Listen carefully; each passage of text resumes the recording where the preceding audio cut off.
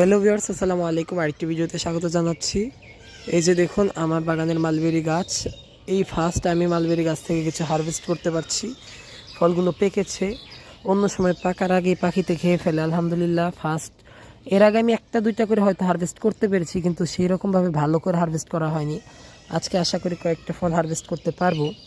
কিছু আজকে দিনের বেলায় ঝরে পড়ে গিয়েছিল। আর এই গাছটা উপর থেকে নিচ থেকে বিভিন্ন সাইড থেকে ফল হারভেস্ট করতে হয়, তাই উপরে ওঠা নামা একটু ঝামেলা।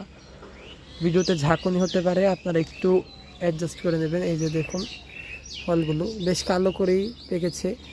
আর এই রকমগুলো আমি পেরে নিচ্ছি, কারণ এগুলো ঠিক কতদিন থাকে ঠিক নেই। কালকে হয়তো পাখিতে এগুলো পেরে নিয়ে যাবে।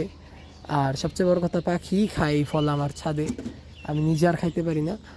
এই যে ট্যাঙ্কির উপরে উঠে উঠে পারি। এই যে কিছু পেরেছি, আরও কিছু তুলবো। এ পাশ ওপাশ থেকে ঘুরে ঘুরে কিছু তুলতে হবে দেখে দেখে। আর এর আগে একটা দুইটার মতন পারা হয়েছে, আজকে মনে হয় অনেকগুলো তুলতে পারবো। অনেকগুলো বলতে খুব অনেকগুলো না, কিন্তু যেমনই হোক অন্যবারে থেকে বেশি। যে দেখুন এই ডালে বেশ অনেকগুলোই পেকেছে। এই যে একটা, দুইটা, তিনটা, এই চার পাঁচটা।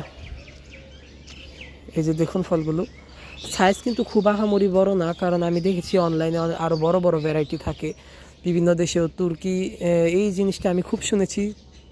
তুর্কির ভ্যারাইটি রয়েছে একটা মালবেরি, ওটা অনেক বড় বড় হয় শুনেছি। আরও অনেকগুলো ভ্যারাইটি রয়েছে, লং ভ্যারাইটি আছে, লম্বা লম্বা হয়। তো সবগুলো মিলিয়ে আমার কাছে কিন্তু ওই রকম কোনো ভ্যারাইটি নেই এতগুলোর দিকে তাকালে। আমি একটা গাছ গিফটে পেয়েছিলাম, সেটাই আমার কাছে। আমি এই ভ্যারাইটির নামও জানি না সত্যি কথা বলতে, জাস্ট মালবেরি এটাই জানি। আর আপাতত এখানে আমি আর দেখছি না তোলার মতন। এগুলো কালকে পর্যন্ত থাকুক, কালকে হয়তো আরেকটু গাঢ় রং হবে, তখন তুলে নেব। আর যেগুলো কালো হয়ে গেছে কিংবা তোলার মতন হয়ে গেছে বুঝতে পারছি, সেগুলোই তুলে নিচ্ছি। এই যে দেখুন এরকম কালো কালো। উপর থেকে যদি এই শুকনো অংশটা ফেলে খেতে চান তাহলে খেতে পারেন, না ফেলেও খেতে পারবেন। অনেকে এটার জুস করে খায়। এই কতগুলো দিয়ে কিন্তু আপনারা চাইলে পাতলা করে জুস করতে পারবেন। আবার অনেকে ঘন করে জুস করে, অনেক ঘন করে জুস করলে বেশি পরিমাণে লাগে।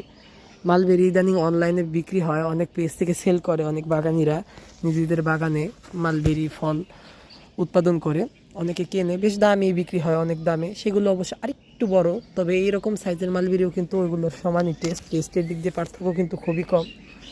আর রসালো মালবেরি গাছের একটা জিনিস আমি যা বুঝলাম, গাছ লাগিয়ে এতদিনে, মালবেরি গাছে প্রচুর পানির প্রয়োজন হয় যখন ফল আর ফুলের টাইম হয় সিজনে।